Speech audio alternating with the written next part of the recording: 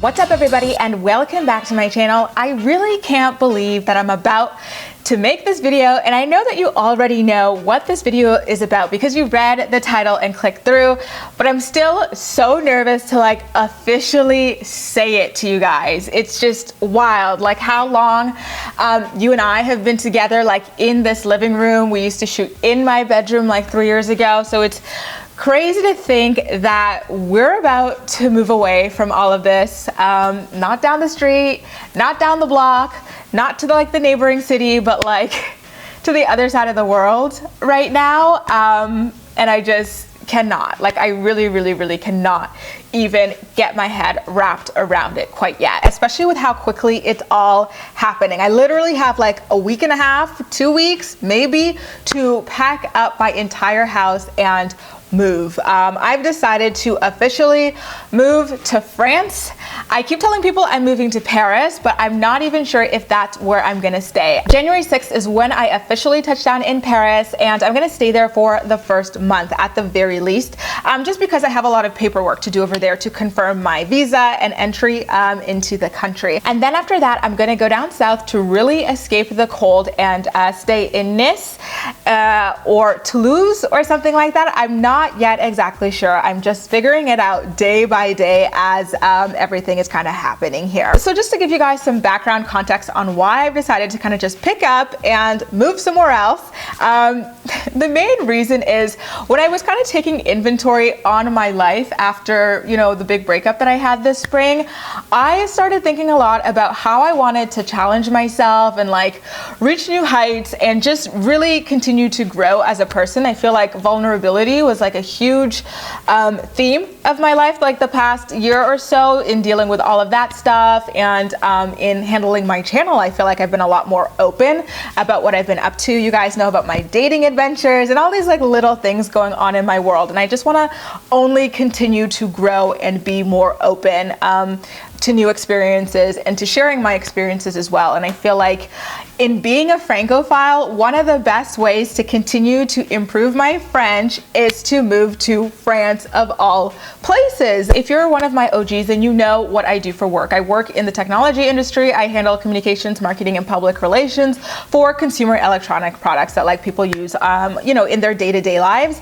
And a good thing about working in this industry, and specifically in my field within the industry, is that it's very remote, which means that I could work from anywhere in the world. And so I've always been thinking, well, the reason I stayed in town was because I was in this relationship that I was super duper happy to be in, and I was more than happy to just stay with that. And of course I have a great friend group, great family group, everything is great. I go out 3-4 times a week. I am living it up here. But now that I have a lot more freedom in being single, I really want to take advantage of the things that you can kind of only easily do while you're single, right? And one of those things is picking up and moving abroad without having to worry about how that affects anybody else's life but your own. And so I had been learning French very seriously for the past year and a half.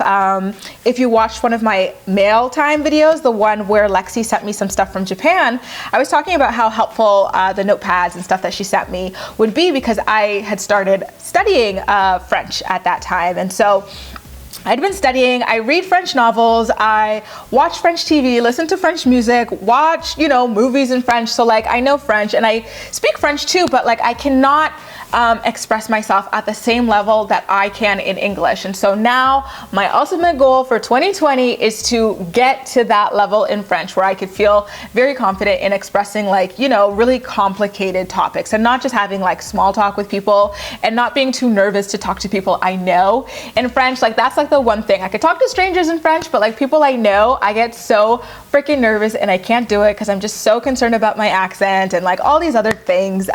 So I'm really looking forward to being able to finally do all of that. And in keeping with the vulnerability that I told you guys at the beginning of the video that I wanted to continue growing throughout my life, I feel like learning a new language is probably one of the greatest expressions of this because, you know, in your dominant language, you just, you know, have mastered it. Like you express yourself all day, every day in it.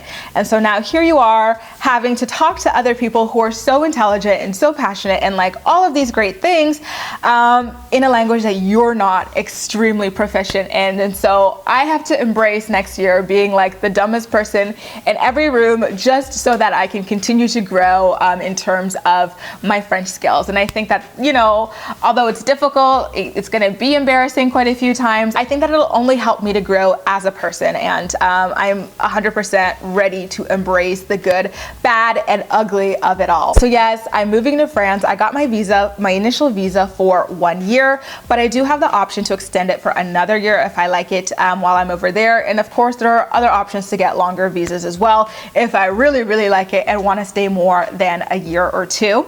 I'm planning to travel quite a bit while I'm there, go to see like other countries across Europe and of course in Africa as well, because it's a lot cheaper to go to Africa from Europe than it is from here in Canada. Like many of you know, I'm Kenyan, so I'm looking forward to going back there as well. My condo has also officially been rented as of today. Thank goodness I own my condo. So that was one of the big challenges when it came to figuring out how to move really quickly. I got a property manager, like I was dealing with showings and like getting everything out of my house and stuff for people to come and see it, and hopefully someone rented. And thankfully for me, a really great tenant actually got it. It was my ideal tenant. This is someone who owns a home in a different city and is only in town Monday through Friday for work, will go back home and like just be super duper low maintenance. The reason I only have about a week and a half, maybe 2 weeks to pack up despite not going to France until the 6th of January is because I'm going away for New Year's. I'm picking back up with my girls on our New Year's vacations, and we decided to go to New Orleans this time. We leave on the 26th of December,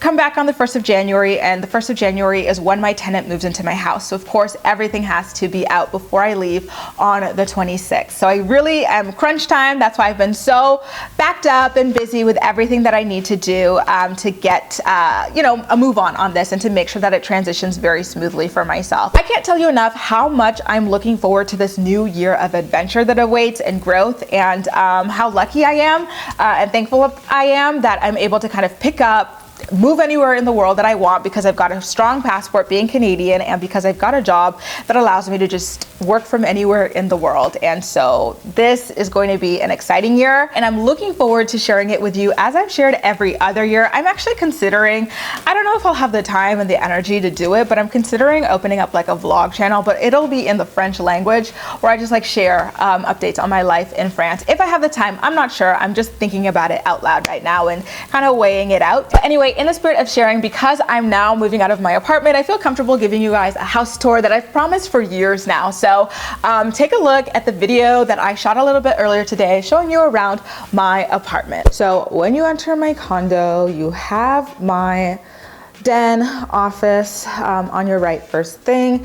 It's usually filled with like photographs of myself, my friends, family, and everything, but because I'm moving, all like personal photos were taken down, of course, because I didn't want people looking through my apartment to see, you know, anything about like my friends or my family or myself. Right across from that is my kitchen. So just a standard basic kitchen with a lot of booze. This is one of my favorite things in the entire world.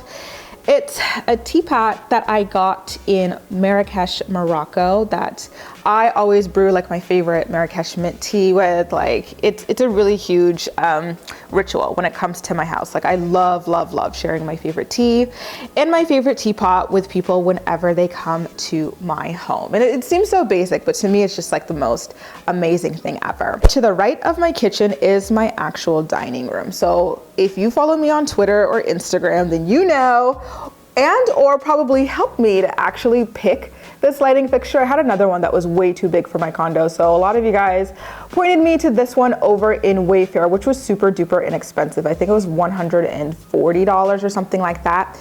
And behind that, I've got this wonderful mirror from IKEA that I believe was about $19.99.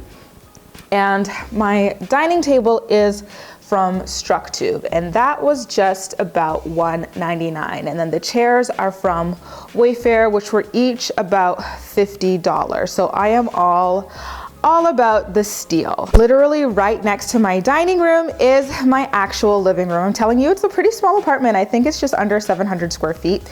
So I've got this rug that I recently got from Wayfair for one something, I think 130 or something like that. This table is my absolute freaking pride and joy. It's literally invisible. And what's really funny about it, and I always laugh to myself when I'm filming my videos, is that it's actually in the background of pretty much all of my recent videos since I got it, and no one has ever noticed it because it is so transparent. Like when people come here, like my sister or like whoever, like friends or whatever come over, sometimes people like basically like trip over it because they don't see it. And every time that happens, I'm like, money well spent. Like I normally go like, you know, as low as I can to get the best deal. But for something like this, I had to splurge, and that was about 400 and something from Wayfair.